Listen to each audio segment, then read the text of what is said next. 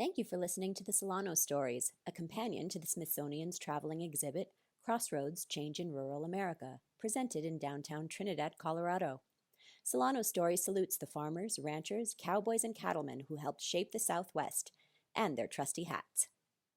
Rusty Horn, written by Rusty Horn. About 45 years ago, give or take a year, I took a pair of boots into Solanos for new soles and heels. Ralph Solano was working on a wall in the store and was clearing some space on it up high. I asked him what he was doing, and he told me that Andy was letting him try something to promote business, and he was going to start a used hat collection. I remember something about him calling it an ugly hat collection. If you bought a new hat from the store, they would hang your old one up on the wall.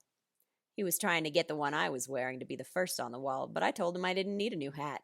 We went to eat lunch together, and by the time we got back, he had talked me into buying a new hat. My old hat started the collection. When I went back in to pick up my boots, he already had several more hats hanging up there. Every time I was back at the store, there were more. I told him one day that he was going to run out of wall space. I moved to the Texas Panhandle for work, and it was several years before I went back to the store. I believe it was after Ralph had passed away. I found my granddad Milton Horn and Uncle Meb Horn hats in the collection. They had come into the store, and Ralph had talked them into buying hats too. They've both passed away. After I moved to the Texas Panhandle, my granddad told me someone from Western Horseman magazine was trying to reach me about giving them information about my hat starting the collection. When I got in touch with them, it was too late for the article.